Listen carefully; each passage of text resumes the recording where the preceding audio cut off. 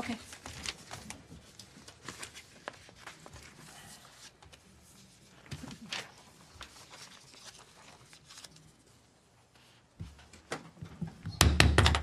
Good evening, members of council, ladies and gentlemen, staff. I see that we have quorum and a great audience, great participation from the community this evening.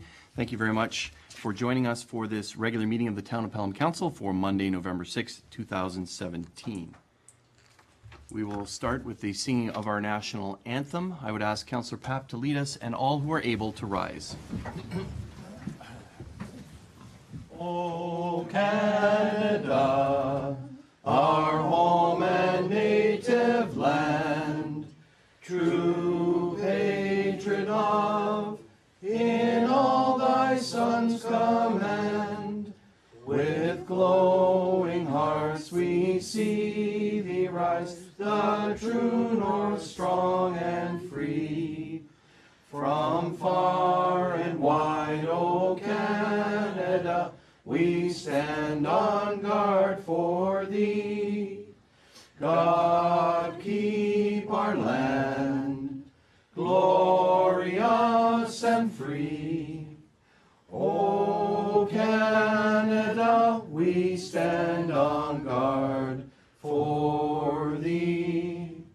O Canada, we stand on guard for thee.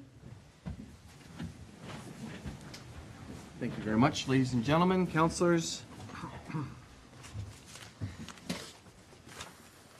Moved by Councillor Durley, seconded by Councillor Ribiak, that be it resolved that the agenda for the November 6, 2017 regular meeting of council be adopted. Are there any changes, additions to the agenda? Mr. Mayor, I have a letter that I want to give to the clerk.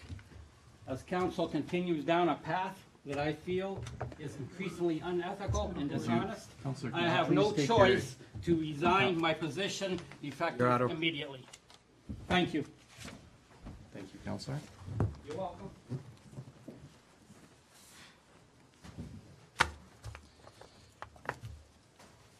Okay. All right,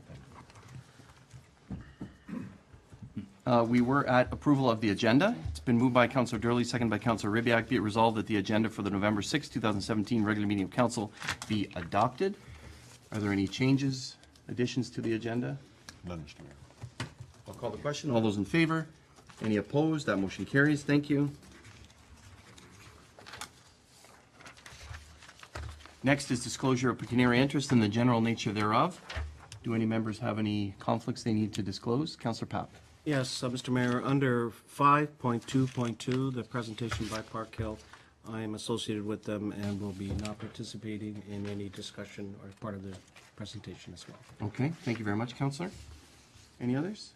Can that be so noted? Now we move to hearing of presentations, delegations, and the regional report. We actually have something that we do a couple times a year, which is tax write-offs. It's been moved by Councillor King, seconded by Councillor Durley. Be it resolved, the council receive the taxes written off report from the Corporate Services Department, and the council approve the taxes written off in the amount of, as per the Municipal Act, $12,054.34. I was supposed to ask if there was anyone here that wanted to speak to these write-offs. We usually open the mic if that's the case. It doesn't seem like anyone here is to speak to those write-offs. So if council is prepared for calling the question, unless there's questions from council. All those in favor? Any opposed? That motion carries. Thank you.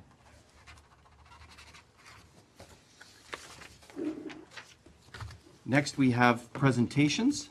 The first is by Welland Raiders Lacrosse. Ben Chambers is here with some friends, so thanks very much for joining us this evening. Please come up to the podium and bring as many friends as you would like.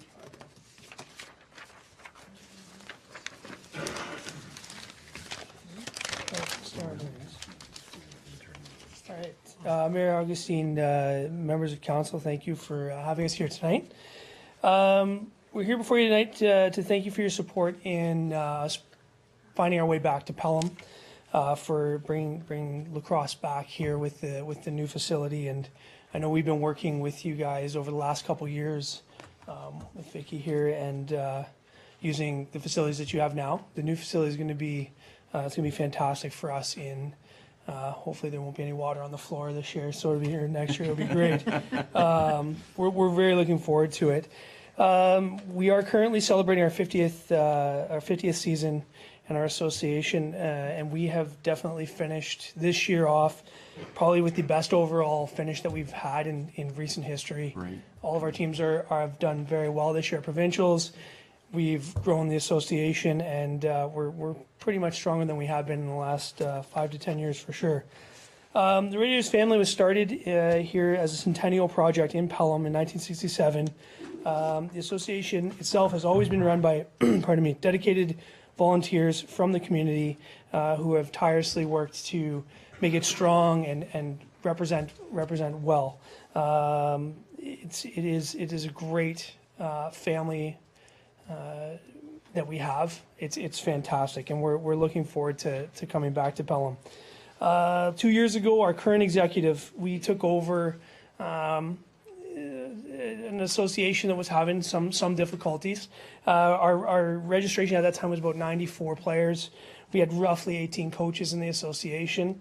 Over the last 2 years, again, all volunteer based, we've grown to 150 players, over 30 coaches, and we've also adopted many volunteers that have helped make this the association that it is you'll see before you.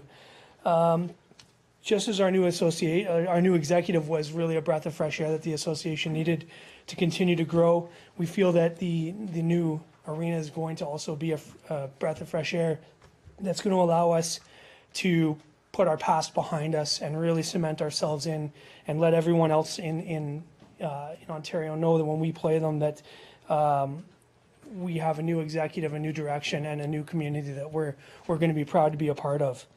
Let's see here. And I'm just trying to think here. Yeah, we found it. So with the 50th anniversary, sorry, we found it very fitting that we announce today, and obviously with our 50th anniversary, that we are changing the name back to Pelham. That's great. It should be completed in the next little bit, and we'll from now on be known as the Pelham Minor Lacrosse Association. So that's that. There we have to show our appreciation for the work that yourself and Vicky have put forward. We have some gifts here for you Hey, guys. thank you, as and well. I have a certificate for you as well, and I'd ask Perfect. Councillor Papp as Deputy Mayor and Councillor Kersey, that has some history with Lacrosse, to come down. Both of us do. Both of you. Yes. Please come on down.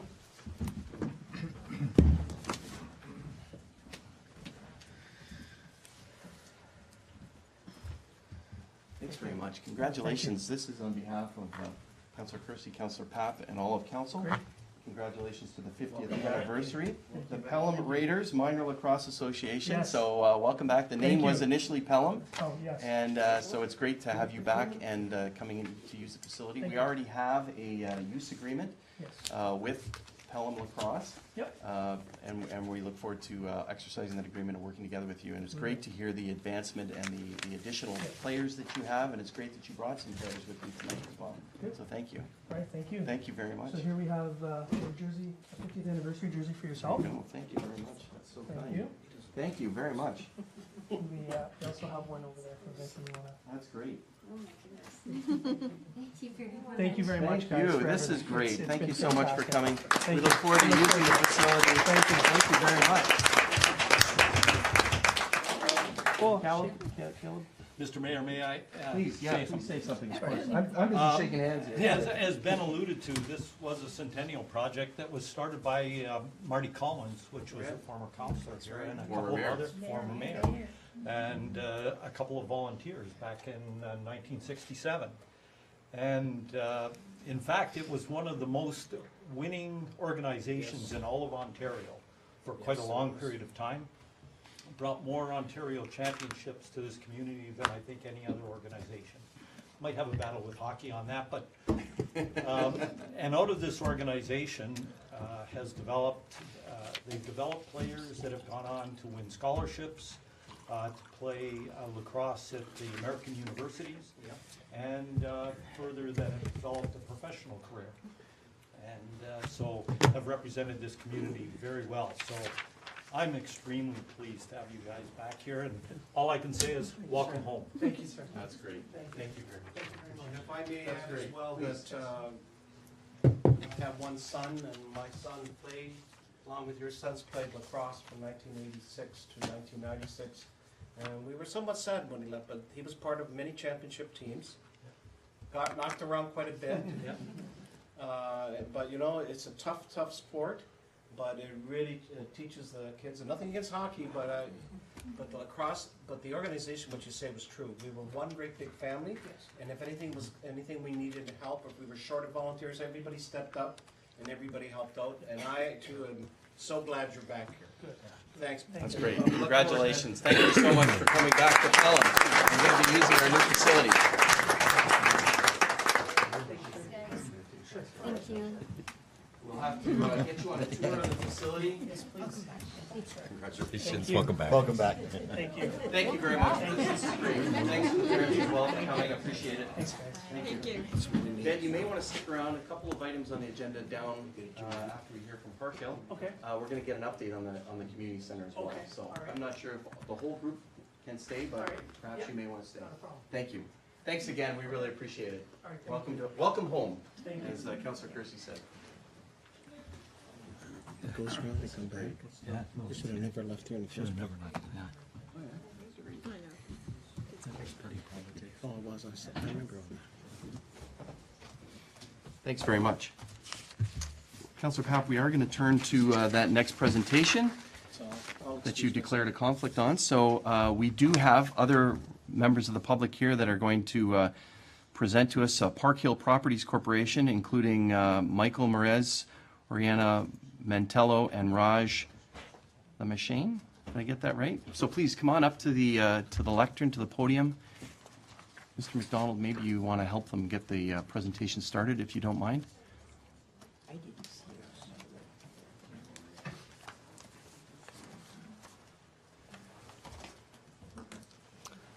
Good evening. My name is Oriana Mantello. I'm with Park Hill Properties. Your worship, members of council, ladies and gentlemen. We have a slideshow presentation. However, we also have hard copies. Oh, that's so great. We're going to hand out some hard copies. Perfect. Thank you very much. And this time you get special pens, too. That's great. Thank you. Thank you so much.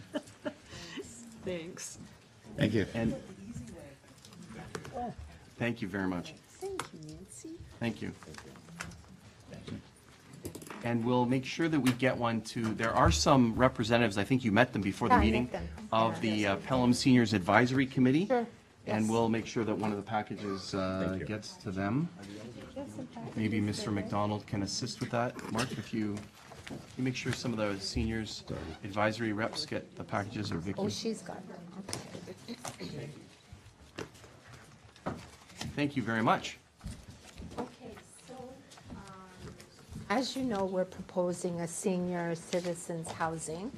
And I'm here to tell you a brief outline about what Park Hill is about and what we're planning to do. I'm sorry for my back. Okay, so, and then I'll pass you on to our planner, Raz, and he'll give you the nitty-gritty on the building itself. So Park Hill, how do I, can I do this? Oh, there we go. Okay, Park Hill has been around for 40 years.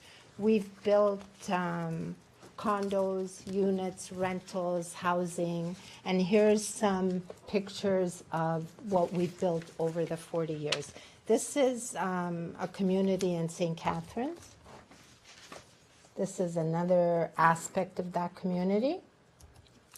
This is an apartment building that we've built 10 stories, and this was a rental, and this was also geared to low-income rents. This was assisted rentals. It's approximately 180 units, 10 stories. And here's another aspect of it, just to show you how huge it was. And this one here is a residential townhouses and single-family homes. And this is single-family and semis, residential homes. 1,100 single-family homes and semis. That was built a long time ago. This is High Point in Milton. This was a site that had 200 acres, and we developed it into industrial and commercial site, an industrial and a commercial site. It's on Highway 25 and 401. And if you go down that street, you could see that one of the streets actually has our name on it, Park Hill. So we're in there. We're still there. That's it. Okay, so let's talk about what we're planning to do. So we're planning to build an 8-story, 80 to 90 units. We won't know exactly, specifically how many units we're going to build. It depends on the design. There'll be 1 bedrooms plus den, 1 bedroom and 2 bedroom units. And it'll have ample parking for approximately 90 spaces. And of course, this is all to code. There'll be a lot of trees, a lot of green spaces, so the seniors can go in their wheelchairs or just walking around and enjoying the greenery, which is very important to them. It's important to everybody, right?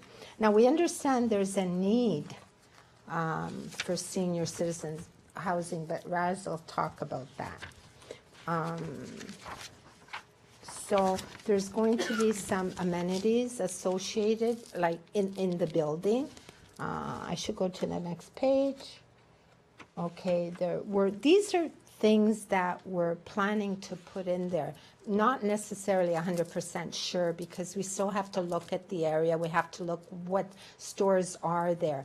We don't want to put in a salon or a barber shop in the building, a kiosk that'll interfere with a salon or barber shop in the plaza, right? Of course, it'll be wheelchair accessible wherever we go. We'll have an exercise room. We'll have a property manager on site day and night. So if they need something, they could always ring and he'll be at their service. We'll have a companion services. This is a for sure, I know, because I have a mother that's 86. She's got Alzheimer's. And I often need to get a sitter in to take care of her if I need things to do. So we're planning to have somebody there that could be on call to say, could you, stay with my spouse for 10 minutes while I run across the street to do some grocery shopping. I think that's really important for seniors housing, because some seniors can't stay alone. Some seniors don't want to stay alone. Like my mom, she does not want to stay alone at all. So given that, I think there's a lot of seniors like that that would like to have that. And this is a rough, very rough entrance to the building. Now keep in mind, this is just preliminary sketches. We're in the process of hiring architects to do a beautiful building that'll be cosmetically, will join with the Wellspring building next door. So it'll be beautiful, believe me. And these are some of the walkways that we're planning to put in there. Now, once again, keep in mind, it's very rough, very sketchy. And Raz will talk about the spaces and how much spaces we're going to leave, et cetera, et cetera. So this is also a very rough rendering of the building. It may not be stucco like that. It may not be, as I said, we're talking to our architects, and we're going to find the right materials to make it look aesthetically beautiful and efficient, of course. Here's another view.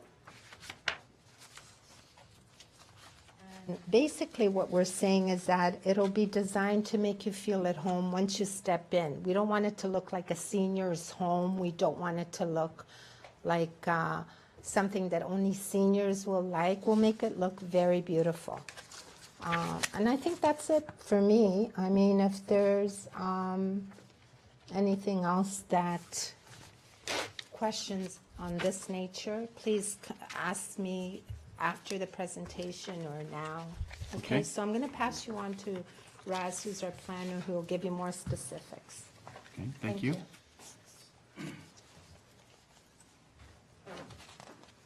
Thank you, Rihanna, and good evening, everyone. Now, you know what we are going to build in that site, and I will just tell you about some more about why and briefly about how. So, to give you some background info about the site, I would like to start with the Pelham itself.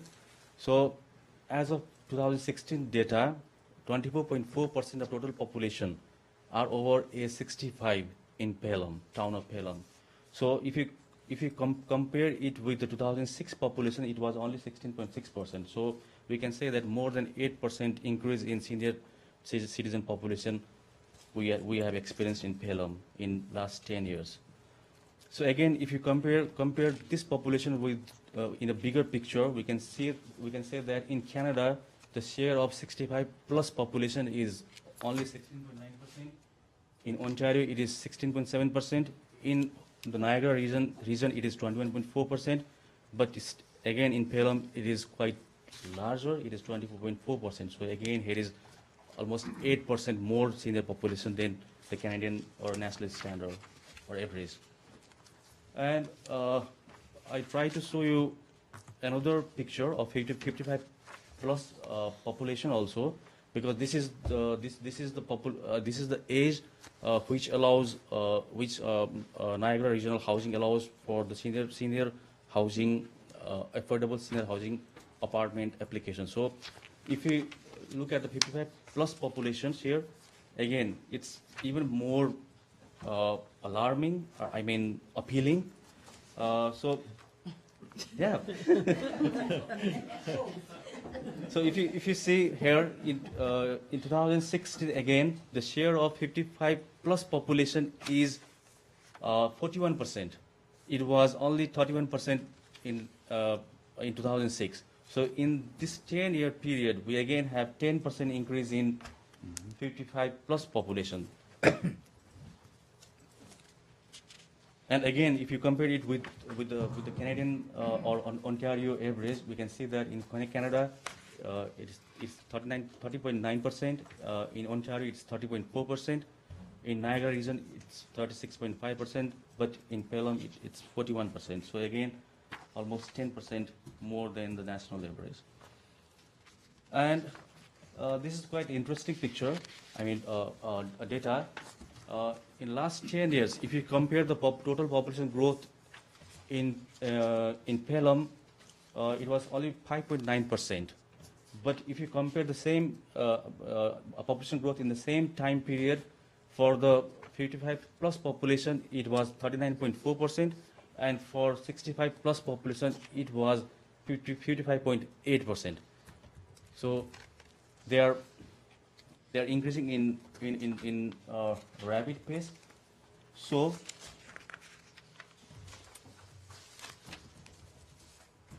this is those data were appealing for us to do something for the senior citizens living in the Pelham. And again, we looked into some other policies and research done in the region, and we found that housing and homelessness action plan for Niagara region shows that the senior population will continue to grow in the region. It will not going to decrease in the near future due to the attractiveness of living in the Niagara region for several reasons. The plan also recognizes for the need of a range of variety of options that are appropriate for the seniors, including rental one that is affordable in many ways, especially for the lower income people. And also, population projected in the Pelham is 60% between 2011 and 2031. So in that 20-year window, senior people who are 65 plus will increase by 60%. And we can see from from the previous data that it's already it's 55.6%. So we are reaching that mark or that projection before 10 or 12 years. I mean ahead of 10 or 12 years. So all those figures shows that there is an ongoing requirement for affordable rental housing in the Pelham region to accommodate those population, and for them age appropriate housing that allows seniors to age in place while progressing through different stages of their life is very important. So making communities with all the infrastructure accessible to them is very important, especially in the communities where the senior populations are larger in number. I want to reflect you on other factors as well. In 2016, there were 4,400 plus households on Niagara's centralized waiting list, and out of them 1,500 were seniors. So in one year period, as of February 2017, it was increased to 5,000. So within a year, there was an increase of 600 in the same waiting list. And in one of the report prepared in 2013 by the CMSC, they noted that in that waiting list, out of 3, 1 people is senior citizen. So out of 3 senior citizens, 1 is in the waiting list. So 1/3 is wishing for their place in the affordable senior housing. And according to the most recent statistics from the Niagara Regional Housing, the town of Pelham has a waiting list of 200 seniors. This is the most recent data which we found, and the average waiting time is 5 to 6 years. So we think that this is the best time to do something for our aging population. So we and the town of Pelham, I think, were realized to do something to provide or to answer their immediate need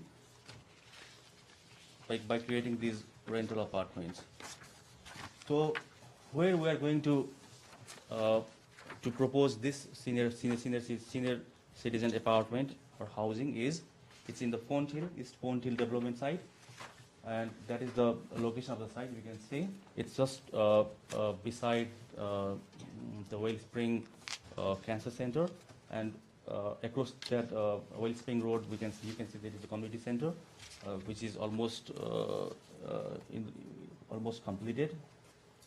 And just to the north of the site, you can see there is a big plaza.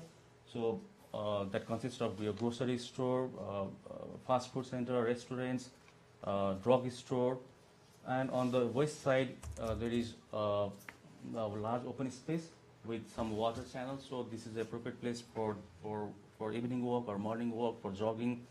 So we found that site for all those amenities and surrounding amenities and community facilities and open space and parks. We found that site best for the senior citizen housing. And this is our conceptual site plan.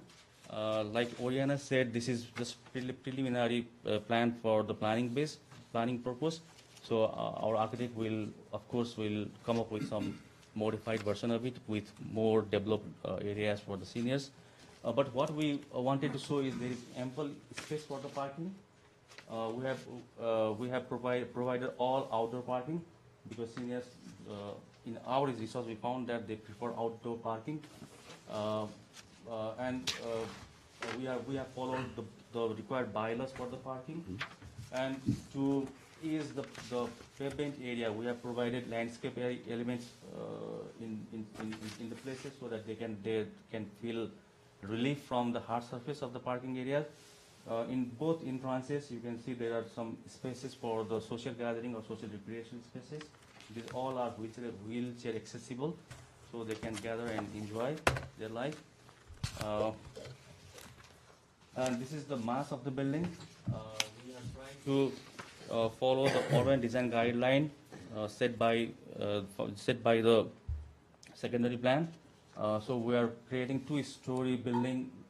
They are adjacent to the street so as they communicate with the cityscape, and we will put our rest of the storage slightly back of the building so that it will not directly interact with the street, and it will just relieve the proportion or the height with the surrounding developments. So this is we found that in another CMHC report, we found that senior citizens prefer to live in those locations where they have easy access to the services, facilities, and community itself. So the proposed site is more than suitable in our assessment, and it can address the needs and accommodate Pelham's growing and diverse population through a new and unique senior housing that we are going to create in that site. Thank you. Thank you very much for your presentation. It's wonderful to hear and to see it, and thank you very much for announcing it publicly this evening that we're proceeding along this path. I wonder if members of council have any questions for our presenters at this time, or comments. So it's wonderful that you've approached the town, and we're going to follow through with the sale of these lands. So thank you very much. I did mention that we had members of the Seniors Advisory Committee here. We also have a representative of Wellspring Niagara, and you mentioned that you're going to be building the facility in working together with a similar architect and things from Wellspring. So, you know, it's a great thing that you've presented to us this evening, something that's certainly needed by the seniors in our community. I know the Seniors Advisory Committee has shown us similar statistics and the need and the desire, and they've expressed it very, very strongly of the need in our community. And I know we actually mentioned to them that you would be coming this evening, and some of them were ready to sign up. Where do I sign up? How do I do that? So what's the timing on which you want to proceed with this? If you can answer that and kind of talk a little bit about that for some of the seniors in our community. And as I mentioned, they are kind of interested in how do they get a hold of you if they are interested in these kind of suites, etc. And I know there's a lot of work. We know there's a lot of work that has to be done. But are you able to answer that question? If you want to come up. Ms. Mantello, or? I will be shy. We're waiting for site plan approval. Okay. And about a year. Actually, we're planning to start in the spring, so it'll take about a year after that. Okay. Yeah, so we're moving as quickly as we can. That's great. And I know Raj has been talking to some members about getting things going, but sometimes things move slow, right? Yeah. Well, we try and move as quickly as possible when it's great for the community, so thank you very much. There was that question. And if folks want to get a hold of you, I don't know when that, how they would do that, when that might occur, or if there's time that you can. There's Raz's business card in the In the pamphlet. package, okay. But you could reach any one of us. If you Okay. call that number, Yeah, it'll on say the for pen. Raz, press 221 or Yana Okay. 22, whatever. So you could reach any one of us. If you have any questions at all, any concerns, anything that you'd like to know, how we're progressing, or just give us a call. We'll be Okay. glad to answer any of your questions. That's great. And I think as you mentioned, you wanted to meet with the members of the Seniors Yeah, we Advisory did. Committee at a Yeah. time that works for reach all. We were trying to arrange that this evening ahead of our council meeting, and that didn't work for all parties. But so thank you very much for this. Councillor Kersey, I saw you wave your hand there. I thought you had something. I'm sorry. If not, that's. Not particularly, Mr. Mayor, other than to comment that more good news. You know, this is something that will be exceptional for our community. It's certainly needed, and it's great to partner with a developer who understands the need, understands the importance of Absolutely. urban design guidelines. We look forward to working with you. Welcome And to our thank you. community. We're really excited about it. Every day we speak to Raz, and I call the architect, ready? And he say, calm down, it takes time. Ready? And I talk to That's Raz great. every day saying, have you heard? Have you talked? Have you this? So we're on top of it. We're really excited. So it's a wonderful project. great. Thank you for giving us the opportunity Thank you. to to present again, and thank you for allowing us to build such a beautiful project. Thank you very much. Thank you. Councillor Ribbiak has a question or comment. Well, comment and perhaps a suggestion. Comment is that this is great news. Like all of us, we hear from people who tell us about the lack of affordable housing for seniors in this community. And I know one person in particular who I think will be very happy to hear that there's action being taken on this front. I know this report is going to be part of this meeting's package on the agenda, but I wonder whether we might ask staff to carve out a location on the website for information of this kind for people who have an interest in finding how they can access this information, that they would be able to reach it. Maybe link to Park Hill's location. Certainly provide the information, just so that it's there. You know, we forgot to mention, what we were planning to do, I'm sorry, is as the project continues or begins, we're planning to put it on our website. Perfect. So we will be sending you a link, and a link specifically to the project. So you could see our progress, see where we're at, so everybody will know where we're at. That's great. Thank you very much. And through which, Mr. Mayor, perhaps people can put themselves on the list of interested parties. They want to be contacted as it gets closer. Yeah. Yeah, I 'Cause there think is a our great interest. website is on our package there. I Okay. think it is. Yes, it We need is. to make sure that people get the package. Yeah, it is. Yeah. Okay, www.parkhillproperties.ca. yes, So it is there. That's great. Thank you very much. thank you. So we do have a resolution here. It's been moved by Councillor Ribbiak, seconded by Councillor Durley. Be it resolved, the council receive the information presented by Park Hill Properties Corporation regarding their proposal to construct a multi-unit housing facility in the town of Pelham be received, and that the clerk be directed to prepare the necessary bylaw authorizing the sale of lands for consideration at the next regular meeting of council.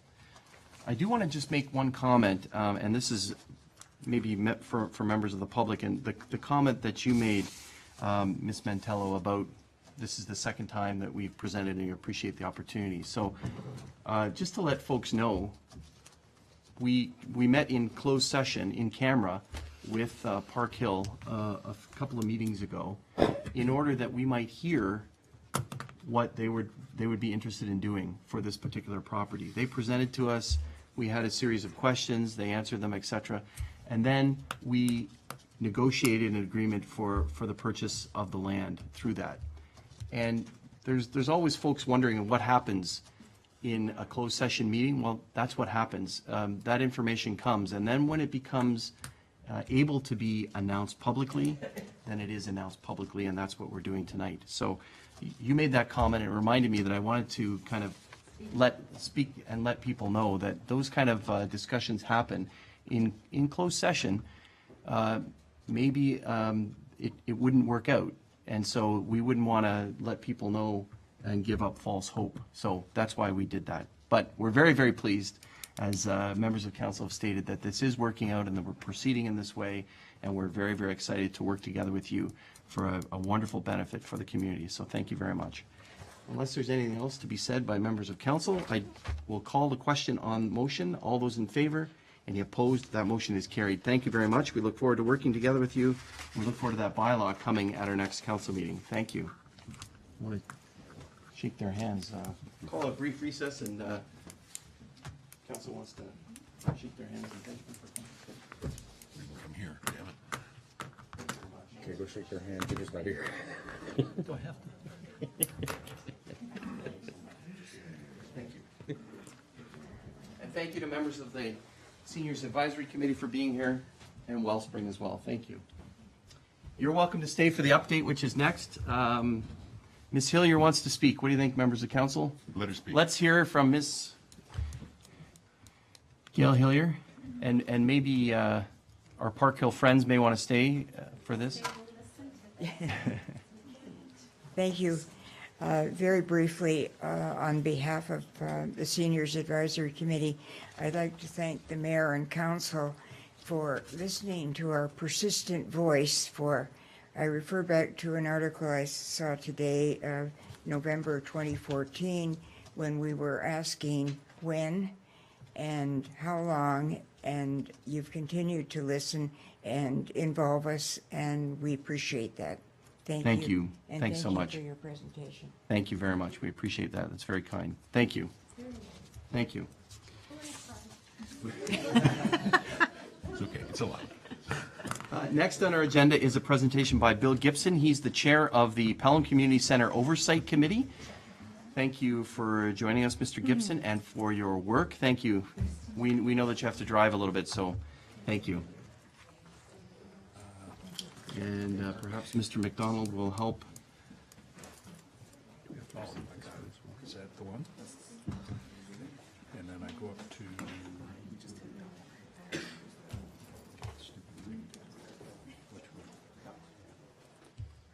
There we go. That's great. Thank you. Thanks again for joining us. Ms. Posado, Mr. Rodway. Report on. Sorry, we should invite Councillor Papp back as well, and Yeah, because I'm getting lonely over here. Ms. Gilbert may. Something I said? Apparently.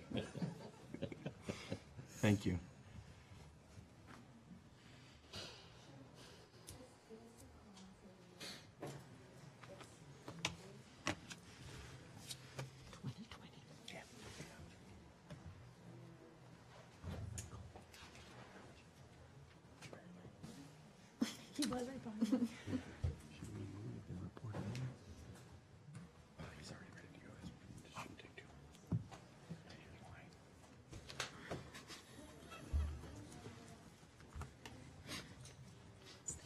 He was there, says Ms. Gilbert. Well, it would be nice if he joined us. Just longer in our meetings. Okay. Just let him go. Yeah, proceed. And then Councillor Papp will rejoin us. Okay. Well, thank you very much for inviting me. It's a great adventure working with Councillor Kersey and Mr. Ottaway and Ms. Posado and some of our other volunteers on this adventure. As you can see, we're progressing very handily, and I'm here to report, just to give you a status report, where we have been, where we are with the tenders, and our schedule for completion. So, as you're well aware, this was on the previous presentation I made to you. Our mandate has not changed.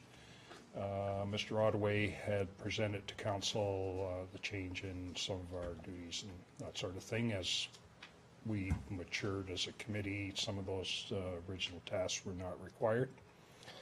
And the committee members are still the same.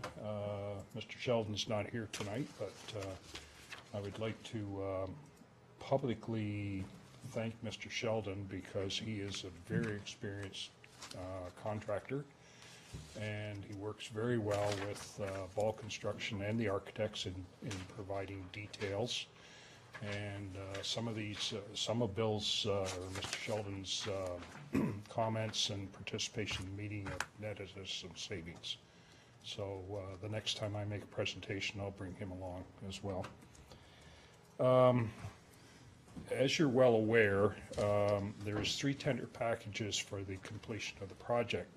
Tender package 1 was completed last year about this time. Tender package 2 closed just about the middle of spring. And tender package 3 went out in the summer and closed in the latter part of September. And we are in the process of awarding tender package 3. There is 1 contract left, so we're at 95% of tender package 3 awarded. The other 2 packages are 100% awarded. Of note, all of the sub-trades on tender package 2 and tender package 3 have agreed to the set time schedule. That's great. Through our value engineering with Ball Construction and our architects, of course, and risk managed by the Pelham Community Center Oversight Committee has resulted in the project that as of this date has in excess of 95% of all subcontracts awarded, which results in the project being on schedule and within budget. And that includes the 9,000 square feet, or additional square feet. So we're going to be within budget, and we're going to be on time.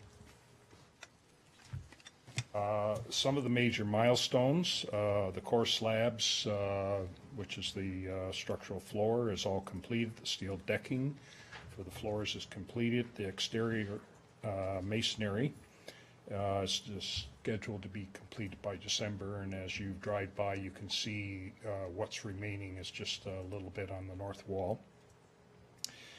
Structural studs inside are all completed. The rink pads, which are truly an amazing piece of technology that Councillor Kersey and I are amazed at the amount of detailing that goes into those pads. Pad B, which is the south arena, will be poured early November, and Pad A will be poured the middle of January.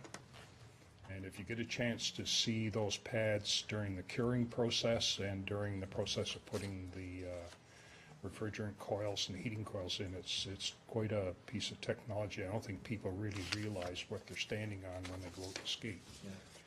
Precast bleachers are in place, the roofing, the membrane is completed, and once the exterior brickwork is done, the final flashings will be finished.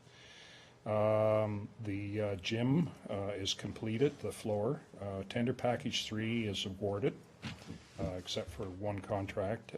Building enclosed, the glazing is underway, and we expect by mid-December to have the building enclosed and ready for construction heating. And the parking lot is underway, and the first layer of asphalt is being applied. The reason we're doing that now is so that the site will remain relatively mud-free during the winter. You can imagine how much mud you would track into that building. And all the curbs are poured, so basically we'll have a parking lot for the winter. The financial report, Teresa's not here, she's on vacation, so I will give you a little oversight. Debenture number 1 was issued on December 2016, and it was for $9,666,000 or $66,000. The debenture 2 was issued on July 2017. It was for $12,138,000. This gives us a total of the two debentures at $21,204,728. Expenditures as of September 30th. Now, we're still, at the end of October, we're still receiving bills, so we're always a month behind, or anyway. Is $14,772,728, and that leaves us a balance of $6,431,946. The interest on the debentures, we're earning interest, so we have earned $34,324. And the PCC reserve is at $951,756. This shows us the payments and the forecast and the schedule at the same time. So you can see we're still forecasting that we're going to be within the budget that was allocated by council. Any questions? Thanks very much, Mr. Gibson, for your presentation. Do members of council have any questions for our presenter? Councilor Ribiak? Thank you, Mr. Mayor, and thank you for the report. It's a good report. But we talk about substantial completion. I take that to mean I'm making an assumption, so I'm asking you to either verify it or change it, that when it's substantially completed on June 1st, it'll be completely functional, and that the things that aren't completed are or incidental, Yep. nothing critical. And there will be, at substantial completion will be the process of handing over the mechanical systems and having town staff review their operation and maintenance and that sort of thing. So that usually after substantial usually takes a few weeks or a month. But essentially, everything will be operational except, as you indicate, just some small little detailing. And as you're well aware, you've probably all had houses and stuff, and little screws and bits and pieces seem to monumentally add up near the end. But Ball Construction and the architect and your committee is, we're pretty confident, well, we are confident that we're going to meet substantial in July. Thank you. That's great. Thank you. Others? Councillor Kersey, you serve on this committee. I'll turn it over to you. Thank you, Any Mr. Mayor. questions or comments? Very brief comment. Our community is truly blessed by having had Bill Gibson and Bill Sheldon step forward, bring their expertise and their knowledge to bear on this project. Without them, I don't know. I mean, they have done a remarkable job and have interfaced very well with Ball Construction representatives, who, by the way, also are a blessing to this community. Absolutely. With their understanding of construction, their appreciation of value engineering, and their site management skills. It's truly been a pleasure to work with all of them. So, Bill, on behalf of the community, and to Bill Sheldon, who's not here, thank you so much for stepping forward, spending all the time that you do spend on this, and helping us bring this forward on time and on budget. Thank you. Thank you very much. Councillor Durley. I'm going to cry. Those nights. Councillor Durley has a question and or Thank comment. you, Mr. Mayor. Just a comment to you, Bill, and your committee. Congratulations on the excellent work that you're doing so far, and I'm sure the completion will be there. Traveling the region and the community, I hear nothing but positive comments about this, and people just can't wait to see it. So congratulations. We look forward to having you at the ribbon cutting ceremony for sure, and maybe take the first skate on the ice. Well, Councillor, I don't skate, but I am going to take skating lessons. I don't play lacrosse, so I'm going to have to learn that too, and maybe a little basketball. I think we all are. Yeah. We'll get you a basketball. That's great. Thank you so much. And it was one of the, I think I said this the last time you presented, you know, it was some concern in the community about the project, and to have excellent volunteers that are there to work with staff and council representative to ensure that the project is moving on time, on budget, is just commendable. So I want to thank you, as some have already said, on behalf of all of council and the community at large, for the work that you're doing. It's oversight that's needed, expertise that you bring, and I know from going through many of the tours, and Councillor Kersey, I think, can attest to this. Whenever anybody goes through the tour, yourself included, you know, it's amazing at the work and the way that Ball Construction is working together with the sub-trades, et cetera, to bring this all and make it happen. So it's together with your oversight, everybody's working as one big team on this project for our community. And when people go through the facility, like some of the the service clubs, the Lions, the Kinsmen, others, go through it, they think of possibilities. Oh, we could do this here, we could do this here, we could do this here. And that's why it's exciting if we can get some of the representatives of Lacrosse are here, the Lacrosse community to go through as well, and to think about, you know, the ways in which they can utilize not only the part that they've kind of signed up for, but other parts as well when they have tournaments and things like that. And you can just see the gears turning in people's minds as they go through the facility.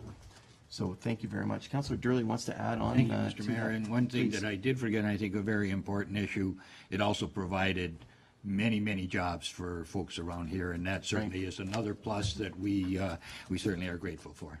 That's great. So thank you very much. Councillor Kersey? Very quickly, Mr. Mayor, the thought jumped in my mind on Sunday when we were having our commemorative services. Yep. An elderly gentleman from the Legion came up to me and said, "Kersey, how can we get across the message that this ain't just two rinks? It's a community center. It's something in there for everybody in the community." So there's something in there for everybody in the community. That's And we right. hope you all come out and enjoy it. Thank you very much. I thought you were going to say more good news. Thank you. So it's been moved by Councillor Durley, seconded by Councillor King. Be it resolved that the November 6, 2017 presentation by Mr. Gibson, Chair of the Pelham Community Center Oversight Committee, be received for information. Thank you again for the great work that you're doing. All those in favor? Any opposed? That motion carries. Thank you very much. And thanks as well to those folks that stuck around to see that report. So thank you. So now we get into other business of the municipality. So we do have a motion regarding the minutes. I should comment that Councillor Beatty isn't here this evening. We'll have a regional report at our next meeting, so we look forward to that. The committee meetings are just starting this week. So now we move into minutes. It's been moved, thank you all for attending. It's been moved by Councillor Papp, seconded by Councillor Kersey. Be it resolved, the following minutes be adopted as printed, circulated, and read. Minutes of the regular council meeting of October 16th, 2017. Any errors or omissions? There being none, I call the question. All those in favor? Any opposed? That motion is carried. Thank you. It's been moved. Now we have consent agenda items to be dealt with in block. And I see that Councillor Durley has suggested that we lift one item, Councillor? Actually, two items. Oh, I'm Mr. Mayor. sorry. Go ahead, please. 953, the resolution regarding Bill 148 from the Township of Drummond, North Elmsley. Okay. And 956, a request for donation from One Foundation. Okay, thank you. Any others to be dealt with separately? Thank you. It's been moved by Councillor Durley, seconded by Councillor Ribiak. Be it resolved that the following consent agenda items be received and the recommendations contained therein be approved as applicable. Presentation and recommendations arising from the Committee of the Whole and the Policy and Planning Committee for Council approval. So these are the recommendations regarding the P&P meeting of October 16th, the Special Committee of the Whole meeting of October 23rd, and the Special Committee of the Whole meeting of October 30th, and also the minutes for those various meetings. Then we have staff reports of routine nature for information or action. We have implementation of natural playgrounds in Pelham. Be it resolved, the council received the issue report entitled Implementation of Natural Playgrounds in Pelham, and the council endorsed the concept of natural playgrounds for the development of future neighborhood park developments. We also have a lease agreement, and as noted earlier, there is a representative of Wellspring here. So this is between with Wellspring and regarding the Meridian Credit Union. And the motion is, be it resolved, the council receive the report regarding Wellspring lease agreement with the Meridian Credit Union, and the council consent to the change of lease and assignment of lease appended hereto, and that the mayor and clerk be and are hereby authorized to sign the necessary documents on behalf of the town of Pelham to confirm the consent. We have action correspondence of a routine nature, appointment to the Peninsula West Board of Directors.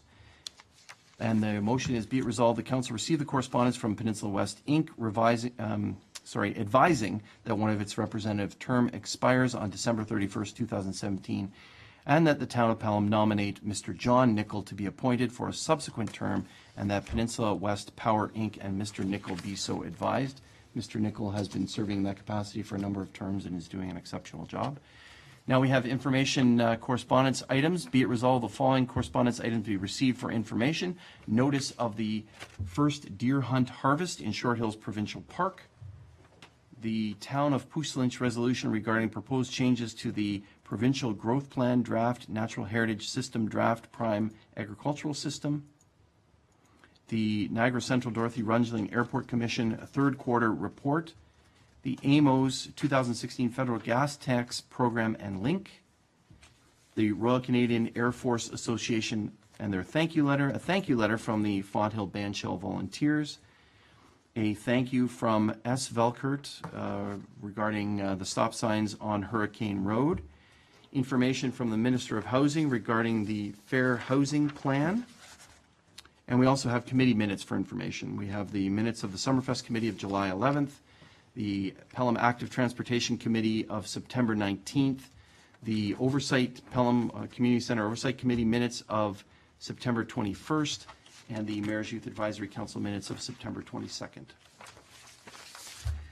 Are there any items that members of council would like to discuss? Councilor Ribiak.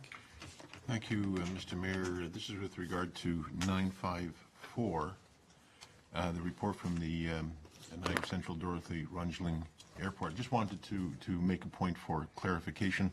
Councillor Durley brought to my attention before the beginning of this meeting that there is an apparent error on the last page. This is with regard to the fundraising debenture that has been on this report for about 3 years now.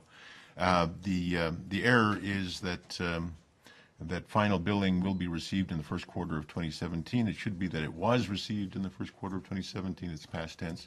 In fact, that whole project has been completed, so this will probably be the last time that there's reference to it, unless something exceptional occurs.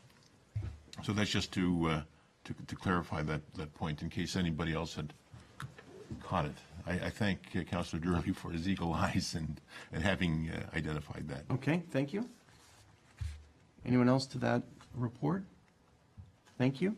Others to other reports? Councillor Ribiak, go ahead. Thank you. And then I think Thank Councillor you. Kersey has something. Go ahead. Yes, this is with regard to 931, which has to do with the implementation of natural playgrounds in Pelham. I just want to comment that the presentation and training session that we attended last week was extremely informative. I think the presence of the creation of natural playgrounds in Pelham is an excellent idea. It's going to provide us with a diversity of playground types, so that we have our very excellent playgrounds designed in the classical style for which we have received recognition in the past, and that this will make a welcome addition to the inventory of parks that we have. So very happy to see that there. Okay, great. Thank you. Others to that report? Councillor Kersey to another report? Thank you, Mr. Mayor. Brief question with respect to the Wellspring consent, and perhaps the CAO can answer it. What is happening here, just for clarity for myself and the public, is that Wellspring is pledging the lease agreement to Meridian to secure their construction loan. And we are agreeing to that. In the event, the unlikely event, that Wellspring fails to meet their obligations with Meridian, does Meridian take on the role of lessee and all the covenants that we have with them as well? I'm sorry, I probably should have sent that to you. It's okay. Are you able to answer the councillor's question? Thank you, Mr. Mayor. Through you, that's my understanding, although I would ask that I just be able to confirm that, and I can get back to you with a definitive answer. My understanding is that's correct, though. Okay.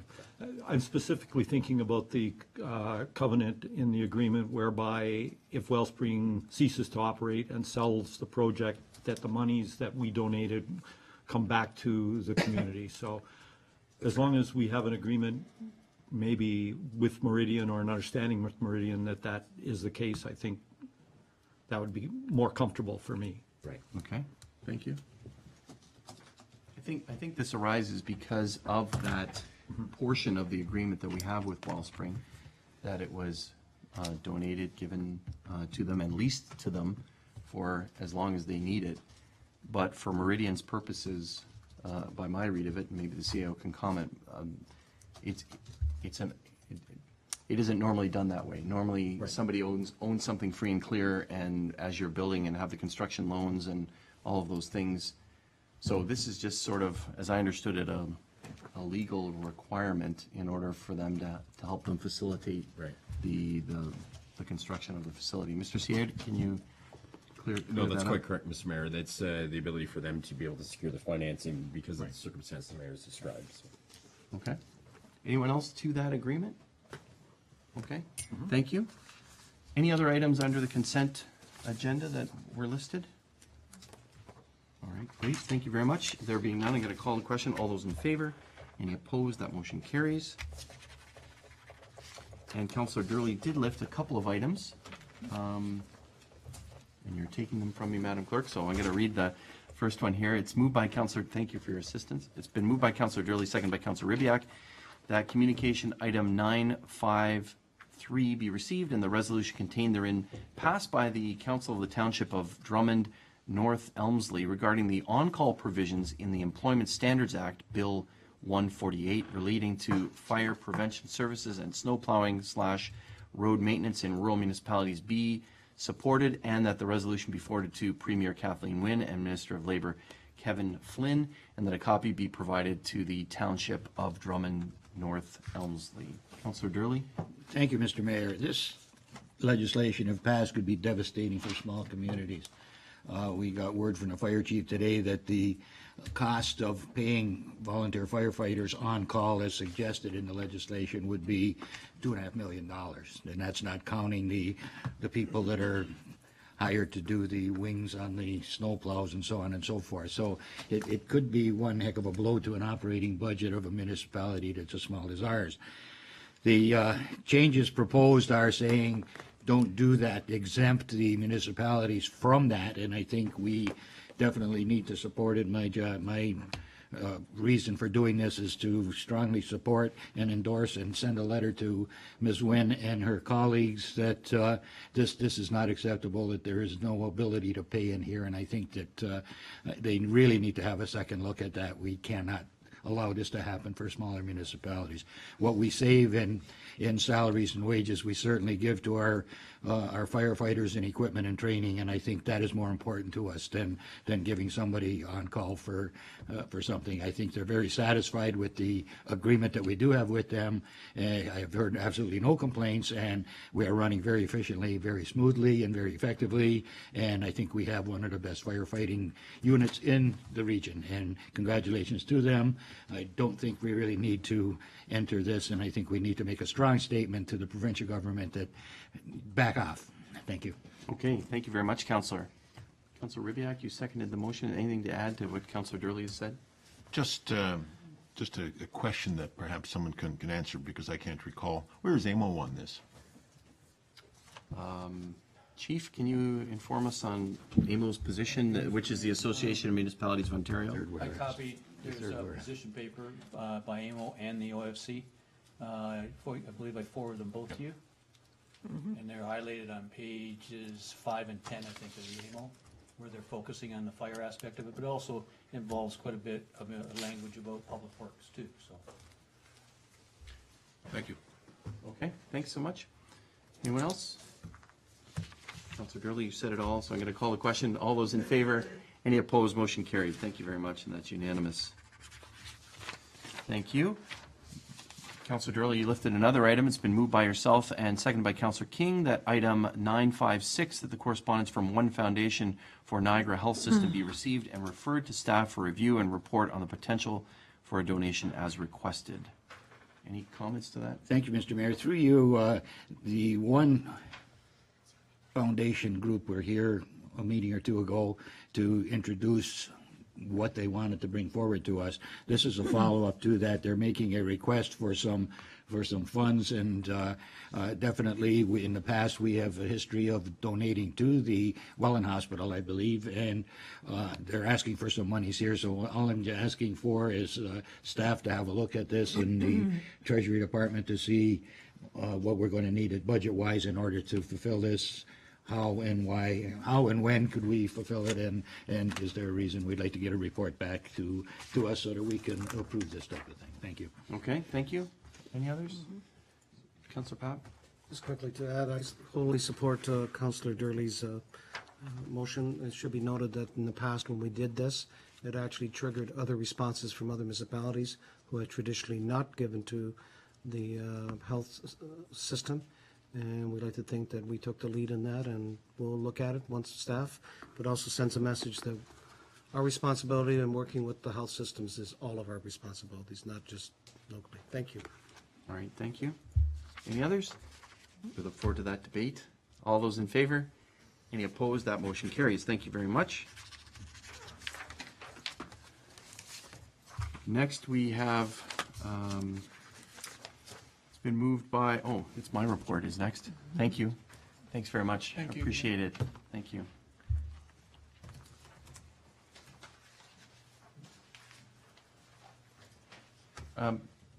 Council colleagues, there are some folks I think here regarding 1122, which is the Poth Street culvert.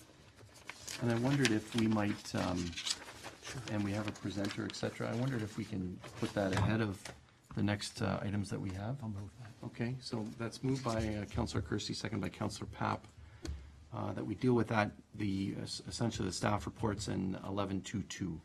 Okay? Going to call the question. All those in favor? Any opposed? That motion carries.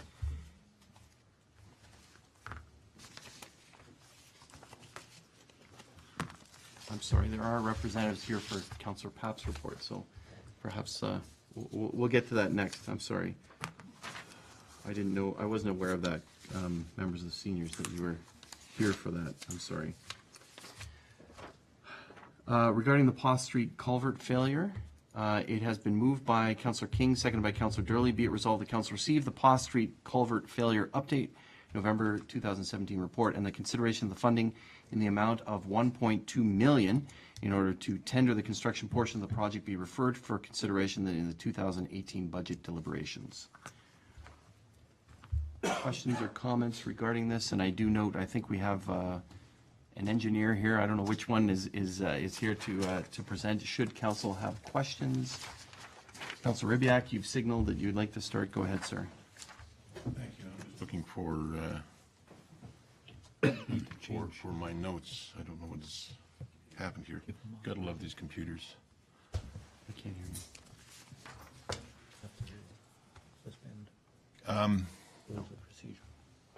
Sorry. Perhaps you can clarify.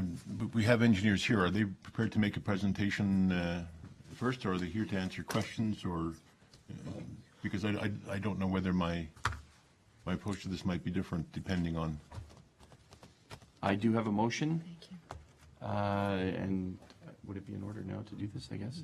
So it's been moved by Councillor Durley, second by Councillor King. Be it resolved, the council recognize the representatives who were involved in the preparation of the project designer in attendance. Permit Jack Turner, Danielle Anders, and or representative of AMEC Engineering be permitted to address council on questions relating to the staff report concerning the Paw Street culvert failure update. Call that question. All those in favor? Any opposed? Motion carried. Thank you for joining us. Do you have something to quickly present, or you're here to answer questions? What's your preference? We're here to answer questions. Okay, Councillor Ribbiak, go ahead.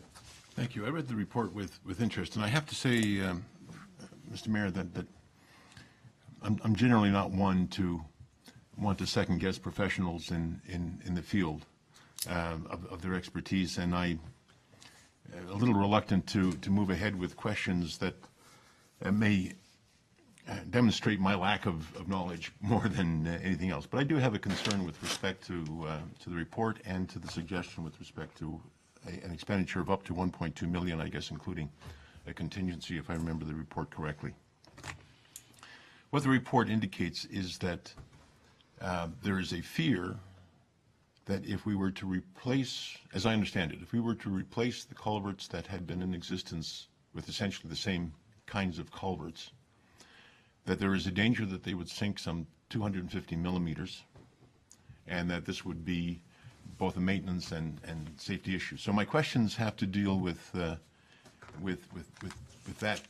fact, given that the culvert that had existed to this point apparently did not sink and needed to be replaced, not because it had sunk, but because the material out of which it was constructed had rusted and rotted away.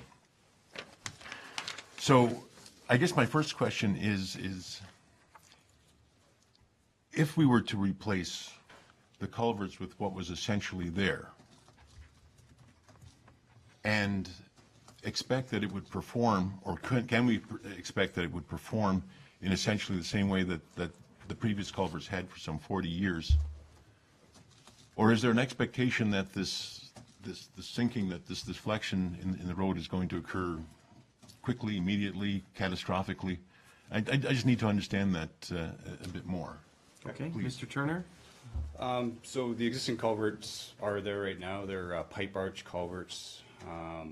They're not quite an elliptical. They come in as a sag sort of shape compared to an elliptical. These types of structures generally last, their design life is about 50 years, so it's actually prematurely failed. Some have lasted up to 60 years, 70 years. I believe there was some prior information that the design life for these are about 50 years compared to, say, concrete structures or still like a steel beam type bridge structure, which generally lasts about 75 years. That's their design life. Some have exceeded up to 100 years, depending on maintenance of various aspects of those. In this case, so I'm a structural engineer. We do have AMEC here, who are the geotechnical engineers who did the study on the soils.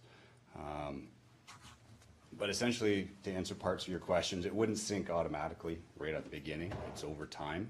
The existing structure likely failed not only because of the rusting of the galvanized steel, but a combination of that along with the sagging. You made the comment that it didn't appear that it had sunken. The failure of the street or of the road itself was probably due to both it sinking slightly, creating a bit of a, not sinkhole's not the right word because it's too massive in nature, but more of a void underneath the road. So the sinking of the structure along with the rusting along the bolt lines of where these multi-plate type structures come together. So they're built with various pieces bolted together to create the shape. And it is very much a structure that interacts with the soil to gain its strength. It confines it. So to put back the same type of structure, the design life or the life of the actual structure could be lesser than the typical 50-year design life of those types of structures. So there's a risk to that.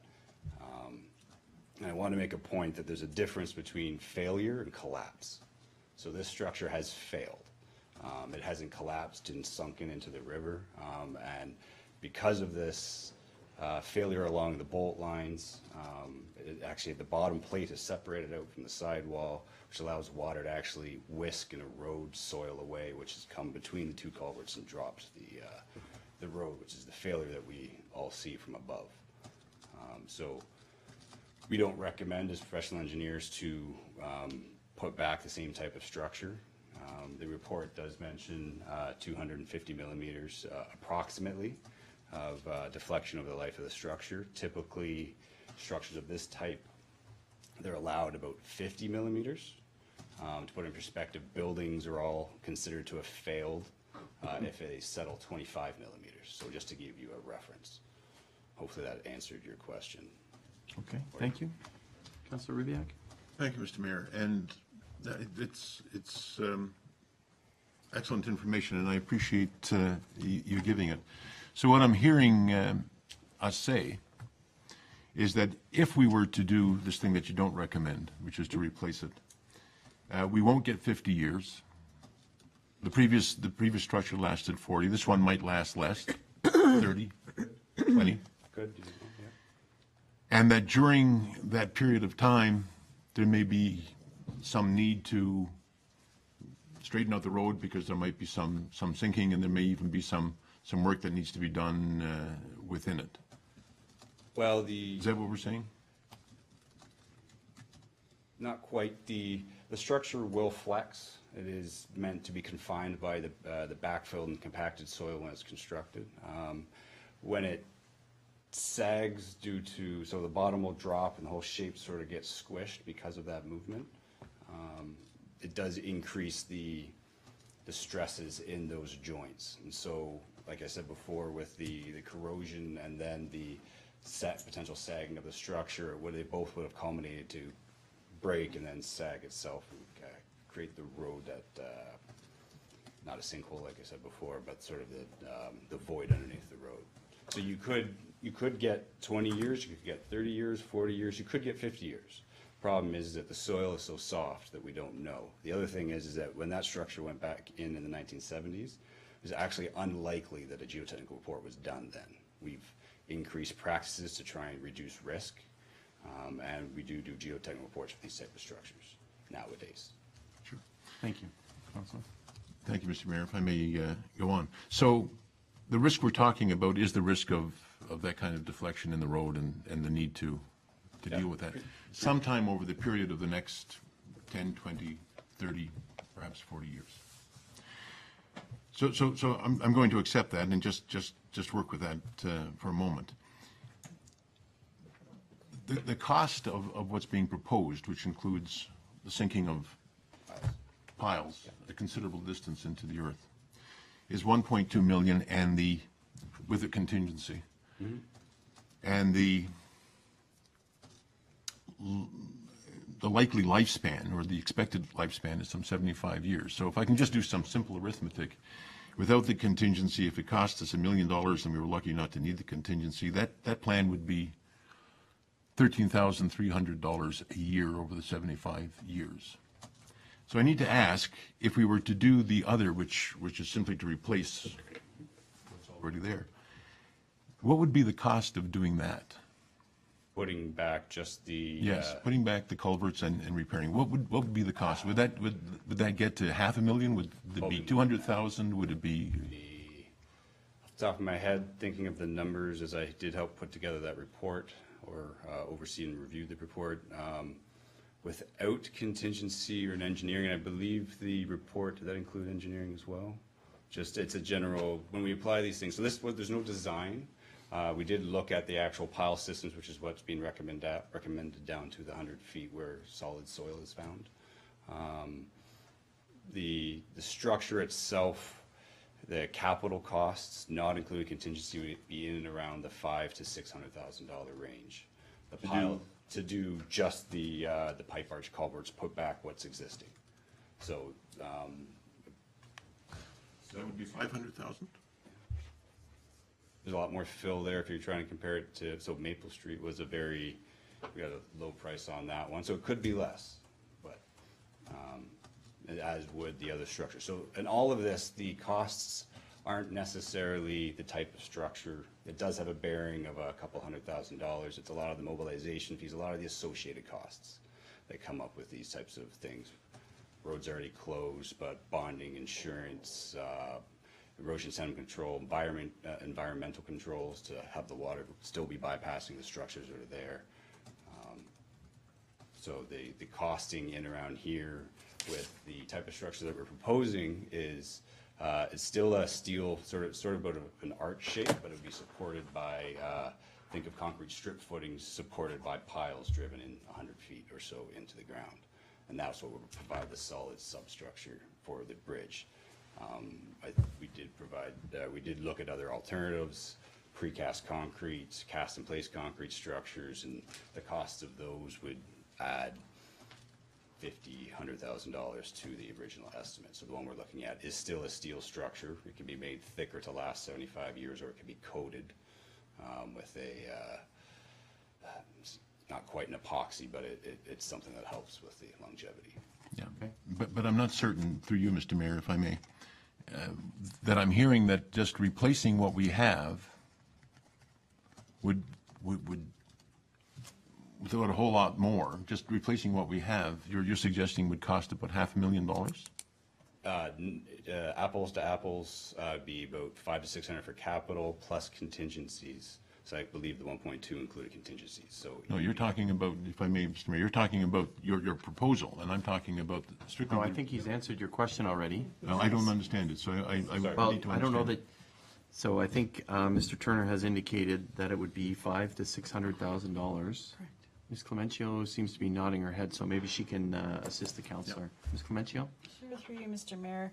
The pricing that we had from last year to replace the similar structure that we use for budget forecasting, so this is without design or any background, it's about $618,000. And because the cost of the culverts alone vary from about $100,000 to $150,000, on top of that, it's the cost to do the construction, the cost of the fill, the cost of the removal, excavation.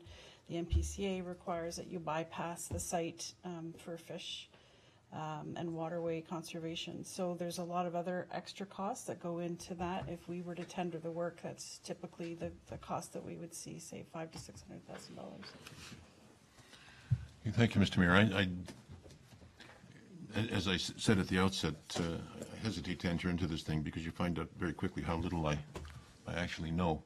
So a cost of $500,000 or $600,000 for a considerably shorter life, that would not be an economic alternative to up to 1.2 million for the longer life. That's really what we're saying to one another, I think. Through you, Mr. Mayor, I think, yes, to answer your question, comparing that way, but also it's the risk factor here that is the bigger element that we struggle with, that we wouldn't be able to recommend putting something back in the same as it was before, simply because, as Jack has alluded to, it wouldn't meet those requirements that are federally put on us as engineers to say you're designing it to the safety requirements that are recommended. So although the numbers, however they flush out, there's the bigger factor about the risk element. Counselor, anything further, or can we open it up for colleagues? Yes, please do. Okay, But thank you. But I may ask again Okay. as I digest some of this. Thanks very much. Council colleague, Councilor Kersey. Thank you, Mr. Mayor, through you. Perhaps this one is to the geotechnical expert. Did this soil change from the time that the original culverts were put in there? I mean, we're down, I could see 3, 4, 5 inches of change from silting and what have you, but to change 100 feet in depth from the time that the culverts were installed 40 some odd years ago. Could you comment on that? Why we're finding ourselves in this situation when such wasn't the case? Well, And can you also give us your name and the firm you're representing, which I believe is AMEC? Yeah, my name is Michael Patterson. I'm a senior geotechnical engineering with AMEC Foster Wheeler. Oh, okay. And Thank you. I reviewed or have been involved in the report that has been put before council. And to answer your question, the soil, I would say, definitely has not changed. I mean, it takes thousands and thousands of years for the makeup of the soil, and a lot of climatic changes and environmental changes will have to occur for the soil to change substantially over 45 years, as you say. So that's not a likely factor. The fact is that back in the 70s when this was built, we do not have we are not aware of any geotechnical investigation that was done. And what we encountered when we did the soils investigation was basically 100 feet of very soft soil. Normally, we test that soil by doing what we call penetration tests in the soil by dropping a hammer and measuring how far it sinks with the number of blows it requires to go a foot. Normally, we'd expect to get something in the order of 15 to 20 blows before we can start doing some kind of engineering to improve the subgrade and make it a viable process to put in the type of culvert or the type of foundation for the culvert. The culvert basically will not change. It's the foundation that would change. And we were getting blows of less than 3 blows per foot. In some cases, before even striking with a hammer, the split spoon, as we call it, would sink in the soil more than a foot. So basically, we can't rely on that soil to contribute any bearing to the loads that it's going to be subjected to. And over time, it will subside and then sink. The other thing, too, is between 1970 and today, there could have been a fundamental change in the type and the amount of traffic that goes over those culverts, and that would definitely have an effect on the lifespan. Okay, thank you. Councilor Kersey?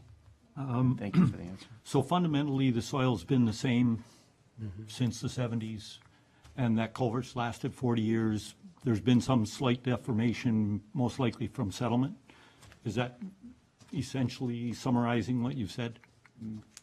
Yes, there's been some subsidence of the soil. The soil basically has not changed, but as you tend to get the extension in the joints, what happens is water seeps in between the openings in the cracks, and that accelerates your corrosion. But you do have to take your foundations into account, and that has not, that was not necessarily accounted for in the previous design.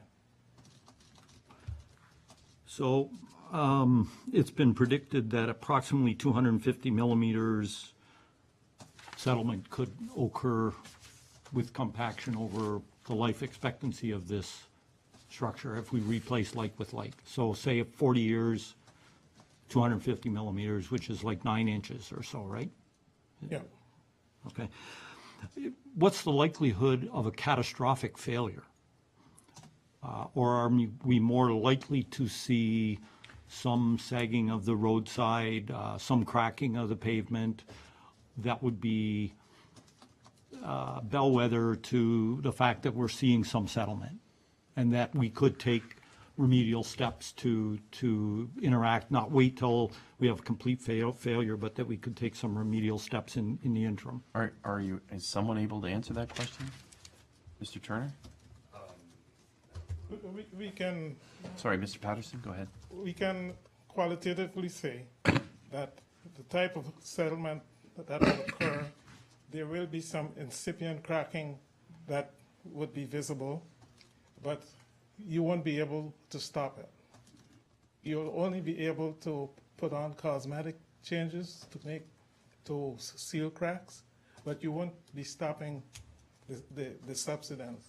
That will continue to a point where the strain in your soil material will get to a point that it cannot support anything, and then you will get well, in this case, what you might call catastrophic failure on the scale of a landslide. That's a very small failure. The principle is the same. Catastrophic failure, I think, would include, harm. Yeah, to car driving a person over. or property, I guess. That's right. Sorry, is that? That's fine, Mr. Mayor. I have one last question, if I might. Is there any way that we can mitigate the settlement and improve the substrate there, such as sort of a limited degree of excavation and a refill with granular, which is compacted, that would slow down the settlement and extend the life of the culvert, as opposed to going through and driving piles 100 feet into the ground and creating a bond beam and all of that sort of stuff that we're faced with, and thereby reducing our cost and yet adding a little more certainty to the life expectancy of the culvert?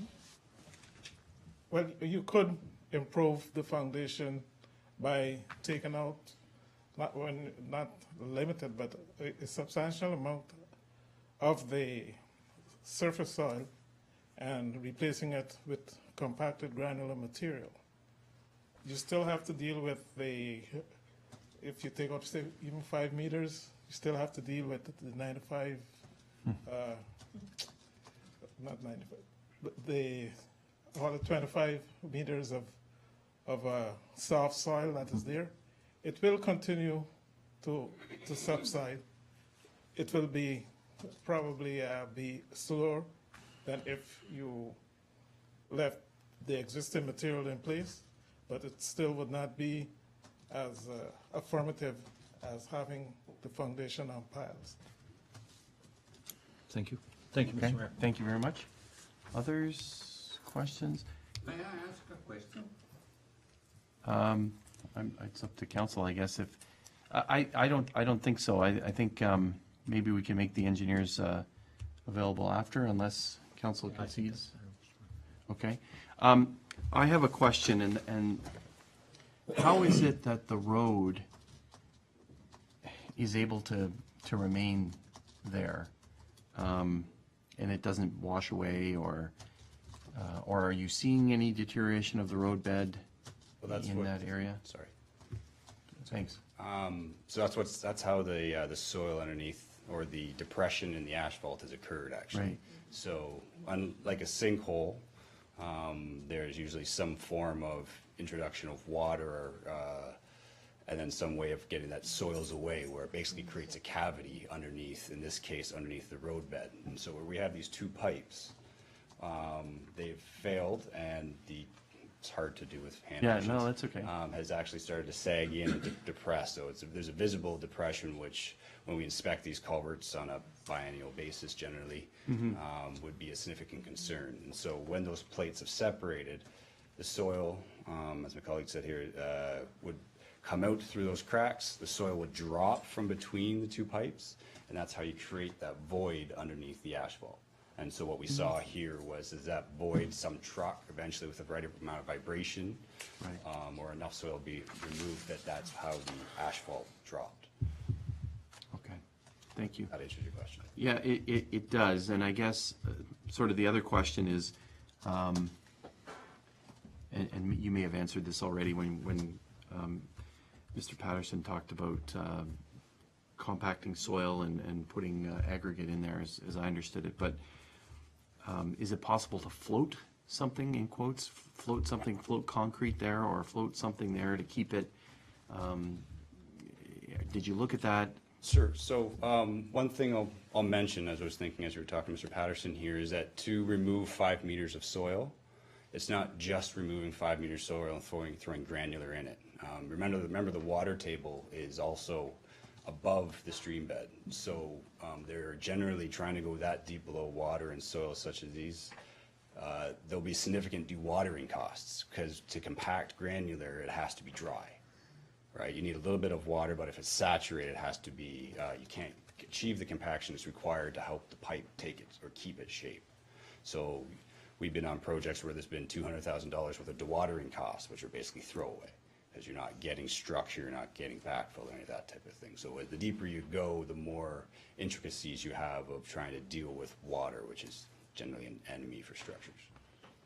That helps. And so that would be the same answer for that if there's some sort of, I'll call it in quotes, float.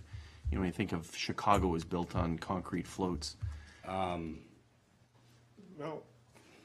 the floating foundation usually is something that's applied for static loading, or where the incremental dynamic loading is not as much as the static loading. Okay. In this case, we do have the dynamic loads of the vehicles. Yes. Okay, thank you. Any other questions for our engineers and engineering firms from council? Okay, thank you very much. Discussion to the motion before us, which is to refer it for consideration to 2018 budget deliberations. I do want to say also that the quote that you've given us is actually for a narrower lane. Is that correct? It's not a same. It's for the same width. I thought there was something about a 5.5 meter. So right now the structure. So we actually completed a topographical survey of the site when we were brought on board to look at the failure of the structure. And between the guide rail, it's 5.5 meters existing. So all of this is based on the road structure above what supports it remaining the same. Okay. All right, thank you. So council colleagues, anything further? Councilor Riviak? Thank you, and I appreciate the opportunity to address this one more time. Thank you for your information, and thank you to staff for putting this in front of us and kind of making us confront this. I guess we're going to have another chance to talk about this as part of the budget process. My concern, as I'm sure colleagues have as well, is that if the only option available to us is a 1.2 million option, and there isn't an alternative at a different cost, then obviously we're going to have to think about, do we do it at all, or do we put something else on the back burner? Because that's a pretty significant cost for that particular project. I've always said that decisions are easy when there are no choices. If there's no choice but this one, and we have no choice but to do it, then I suppose that's where we're going to go after. If the only question we have is do we do it or not do it, then that I guess is what we're going to have to address when we get to it. I sure do wish, however, and I'm sure colleagues do as well, that there was another alternative that might cost us less and still be effective. But I don't know whether that's possible. Thank you, Mr. Mayor. Is that possible? I guess you've looked at all the alternatives, right? Well, we've looked at a lot of alternatives. We did complete a preliminary design report of various ones assessing the various options. And with the poor soils, it really does hamstring what you can do to support the required loading based on design codes that are brought down by the MTO and the Canadian Standards Association, which would be the Canadian Highway Bridge Design Code, which is what this Right. would be built to. So. Okay, thank you. Any others? Councillor Papp? I appreciate the information, and I just want to also, very quickly, we will have another chance. In the regard to design codes, we also had discussions with our ministerial colleagues. So the bottom line is, if we decide to go somewhere else, do a different type of design, we do it at our own peril. And we expose this. But I'm not saying that as a negative. I'm saying if the decide is to go, and you and I, Mr. Mayor, we were there, we heard that and said, okay, if something else works and it's cheaper, but it'll achieve the same result without going this route, that's what we need to design. At this point, what you're saying, this is what is the accepted, right? Correct. Right. So This is what you, for risk purposes, this is what we need to do, but don't have to do if we don't want to. So we should have that debate when we discuss it at the budget. Yep. Thank you. I think these proposals are also at the same posted weight. There were questions from members of council about reducing the weight allowance. But I think that was also addressed in your report. I believe so. So the weight is specified in the bridge code itself. The other issue with trying to just have passenger vehicles on it is how do you restrict that? You can post it, but it's been proven through research that people ignore signs. Yeah. So you could very well have a fully loaded dump truck or a fully loaded concrete truck drive down the road, which would then be upwards in what would be considered the loading for meeting the design codes. Right. It'd fall within that. So. Okay. Okay. Thank you. Anyone else? Thanks very much for you assisting us, and there still will be time for the resident there that asked questions at another time, because the motion is to consider it in the 2018 budget deliberations. I'm going to call the question. All those in favor? Any opposed? That motion carries. Thank you. Thanks very much for your report and for your ongoing work. Thank you.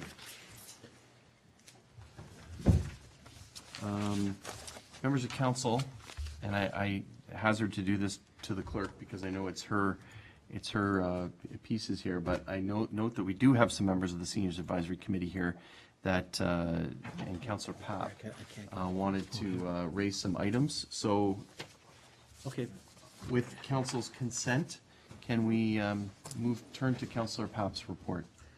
Sure, I'm trying to find it because Okay.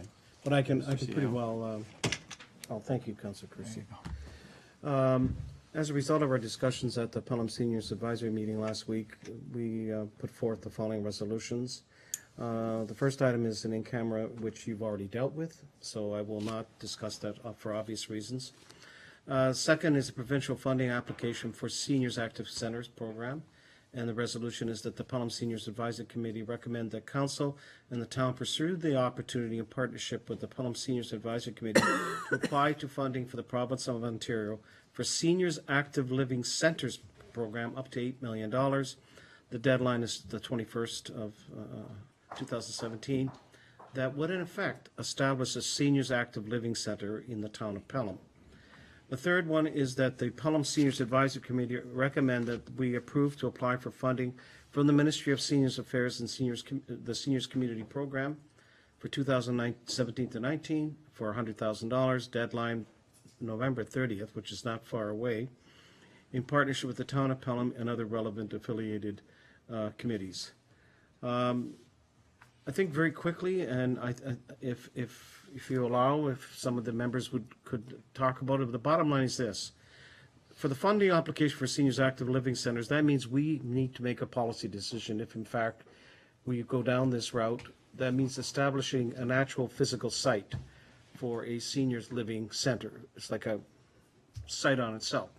So that's something that we need to figure out, and we'll need to discuss that, and I refer that to staff to explore that. So in effect, it would mean the council is vetting towards, and we understand because of the community center, the way it has been set up, it would also, the community center would very well complement the community grant program for We don't have any problem with that. I think you already discussed this. So that's basically what we're recommending to council.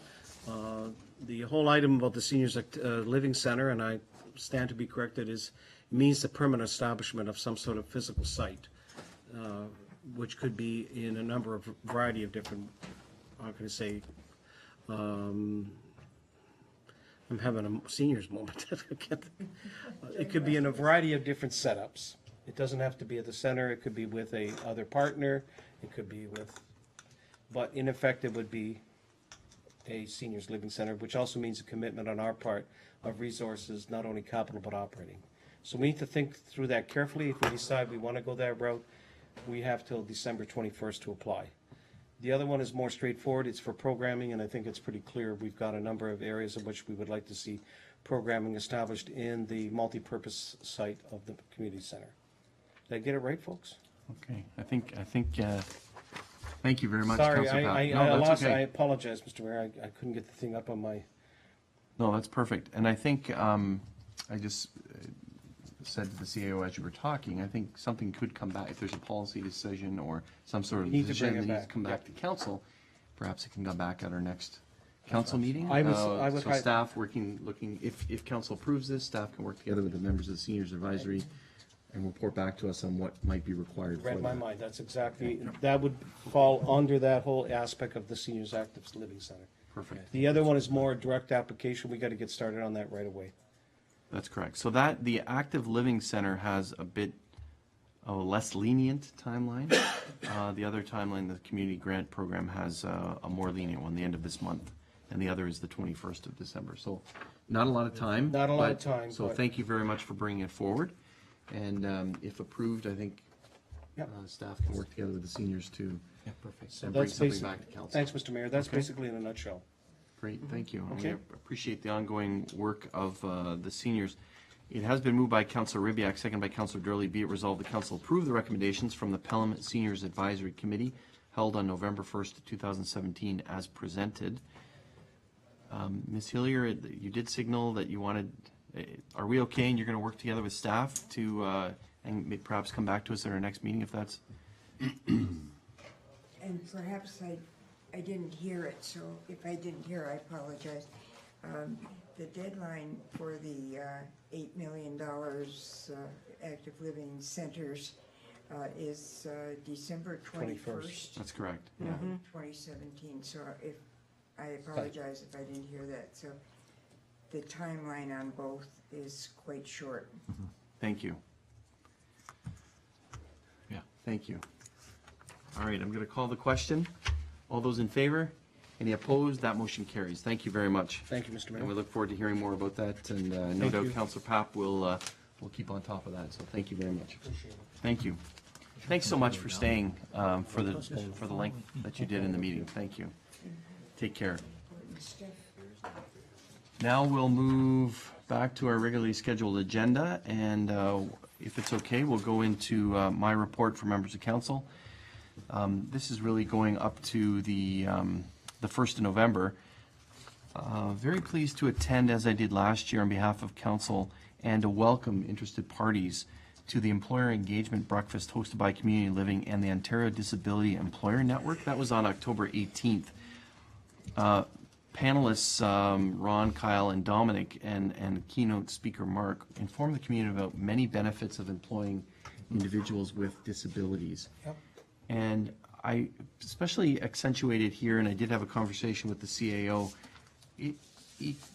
perhaps it could be something that we could look at as well. There might be some opportunities within the corporation that very skilled individuals with one disability or another might be able to assist us. So I raised it here, and I did have the conversation with the CAO, and perhaps it's something that we can look at moving forward. Thanks to Tim Dennis and Shelby Knox and CKTB for broadcasting from the Maple Acre Library branch at the Town of Pelham Public Library on the 20th of October. Thanks as well to the special guests that we had, Jim Casson, Bill Gibson, Carolyn Mullen, for discussing Pelham issues, and staff for the arranging the logistics, especially getting up quite early to open the facility. Thank you very much. Very pleased to attend as well on behalf of council the Welland Pelham Chamber of Commerce Ruby Awards, and special congratulations to Pelham residents that received a couple of awards. The first is Julia Labrachosa, Youth Citizen of the Year, and the second, Ken Elder, the Stuart Cumming Memorial Award of Merit. Very, very deserving, and Councillor Pap knows that as well as our chamber rep, so thank you. Very pleased that Councillors King, Kersey, Durley, Pap, and Ribiak and staff for joining the Pelham Volunteer Appreciation at Lookout at the 25th of October. Congratulations to the Peer Award recipients. It's always a wonderful evening, and thanks very much to Councillor King for especially assisting and providing assistance and congratulating each of those members from across the community for volunteering and for being recognized by their peers.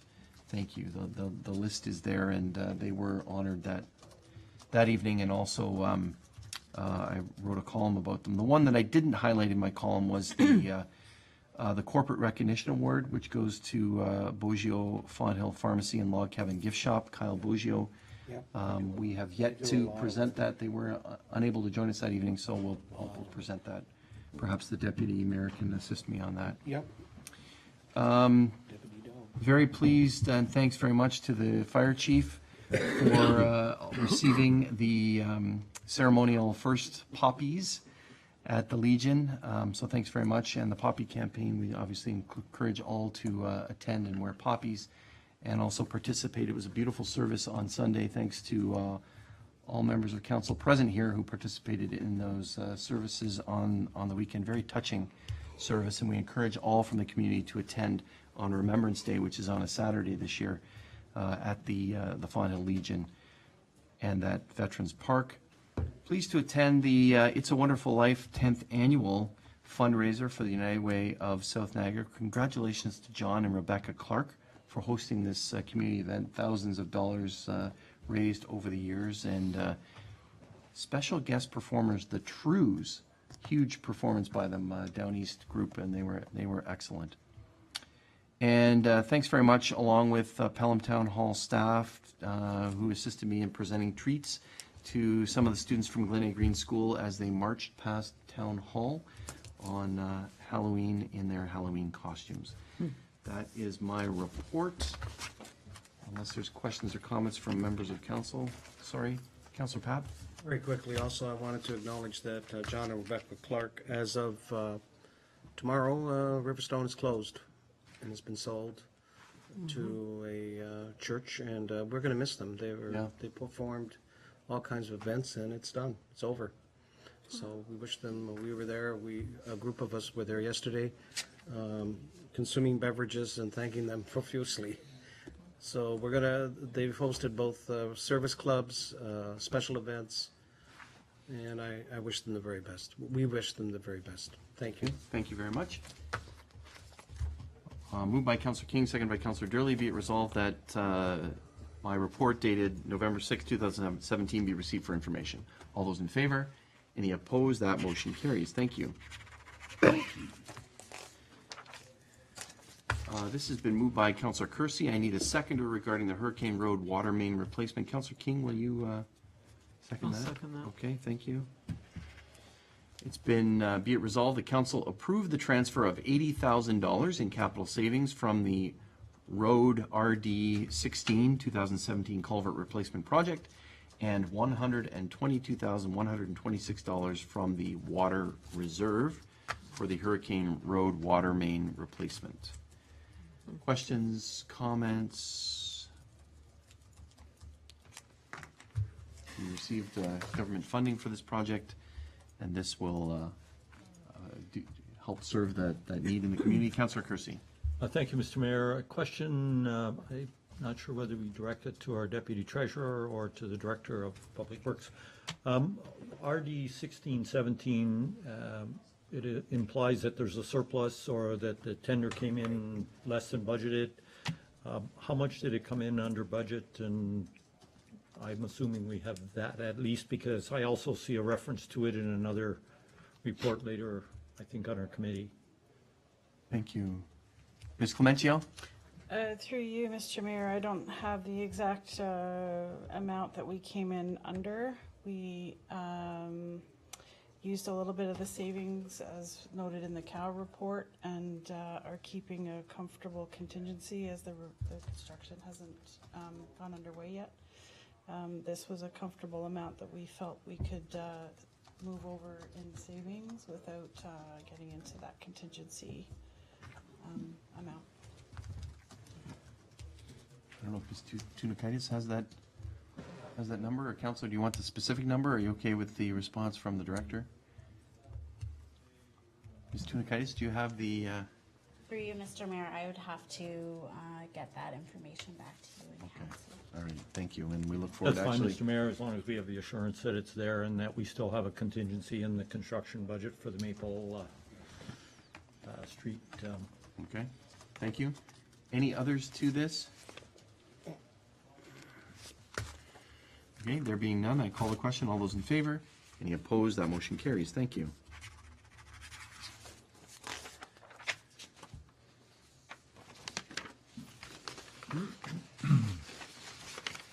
It has next been moved to presentation and consideration of bylaws. It's been moved by Councillor Durley, seconded by Councillor King. Be it now resolved, the Council of the Town of Pelham, having given due consideration to the following bylaws, do now read it first, second, and third time and do pass the same, and that the mayor and clerk be and are hereby authorized to sign and seal the bylaws. Bylaw 3930 being a bylaw to authorize the mayor and clerk to execute the computer-aided fire dispatch agreement with the City of St. Catharines and to repeal and replace Bylaw 3323, 2012. And also Bylaw 3932 being a bylaw to amend Bylaw 3578, 2015, confirming various appointments to boards, commissions, and committee of the Town of Pelham, and add Schedule O to the bylaw, which is for the Pelham Public Art Advisory Committee, and to appoint members to the Pelham Public Art Advisory Committee. The clerk has indicated that that committee, the Public Art Advisory Committee, could have a member appointed. Member of council appointed. So I don't know if a member's prepared this evening or if we want to take that under advisement for a future meeting. Any comments or questions regarding the bylaws? Councillor Kersey. Thank you, Mr. Mayor. Again, more good news here. It never ceases to amaze me the quality of the applicants to sit on our committees. When you look through the CVs of the people who have applied for the Public Art Advisory Committee, stunning, absolutely amazing. They will do a wonderful job and provide council with ongoing advice in this very sensitive area. So hats off to them for stepping forward, and again, great news for a wonderful community. Thank you very much. Thank you. Any others? I do want to just underscore something that you said, Councillor Kersey, and that is that the Mayor's Youth Advisory Council, under their own volition, thank you, actually raised this as one of their strategic priorities. They recognized, youth of our community and representatives of our community recognized that they wanted additional public art in our community, and wanted to work together on that. They came up with the idea of we should have some sort of art committee, and I think I mentioned this when it came from staff, that it's as a result of that council then approved to have the members. So they were very, very anxious to participate in this, and members will recognize Ava Colangelo, who is the primary person on the MYAC committee. She also served on the Architectural Design Advisory Committee at the tail end after the other representative moved on to university. And then Natalie Anderson, she's a new member. So lots of enthusiasm from our youth as well. Mm-hmm. So I'm going to call the question. All those in favor? Any opposed? That motion carries. Thank you very much. Now we have, it's been moved by Councillor Kersey. I need a seconder. Be it resolved that the following bylaw be read a first, second, third time and passed. Bylaw 3933, 2007, to adopt, ratify, confirm the proceedings of council of the Town of Pelham at its regular meeting held on the 6th day of November, 2017. That's seconded by Councillor Papp. Thank you. Mr. Mayor, just a point of order. The event that happened at the beginning of this meeting What is the process by which we look at declaring a seat vacant and appointing somebody to that? I would Okay. like to see the path that we need to follow and things that we need to do. Okay, thank you. Madam Clerk, are you able to answer the councillor's question? I will do my best. Through you, Mr. Mayor, I will bring a report to the meeting on November 20th to include a resolution to declare the seat vacant and to provide some options on what is available for council to fill the seat. And the options might include, if you don't, are you able to answer that as well? The options would include appointment of an individual, of an individual or a by-election. So I will present the timelines. It will take a little bit of work because there are some timelines that would be associated with that.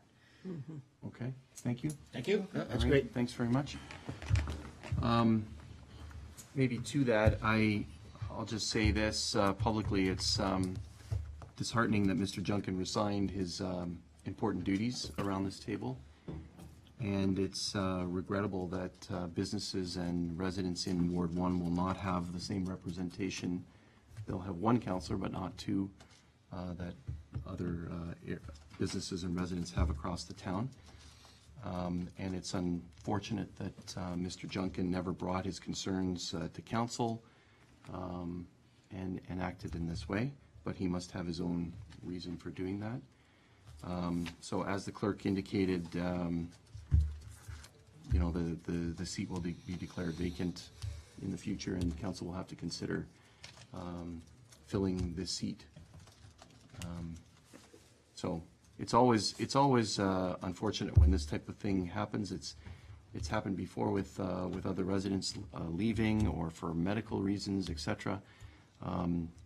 So we look forward to you know, filling the seat and carrying on and representing the residents of our town as best we can. Going to call the question on the confirming bylaw. All those in favor? Any opposed? That motion carries. And now adjournment. It's been moved by Councillor Papp, seconded by Councillor Kersey. Be it resolved that this regular meeting of council be adjourned until the next special meeting scheduled for, next regular meeting. On Monday? Monday the 20th. Scheduled for Monday, November 20th, 2017. All those in favor? Any opposed? That motion carries. This meeting is adjourned. Thank you. Let's take a brief recess before we start the committee. Thank you. Put you on that. That's okay. I thought of it when I was driving here and I'm going.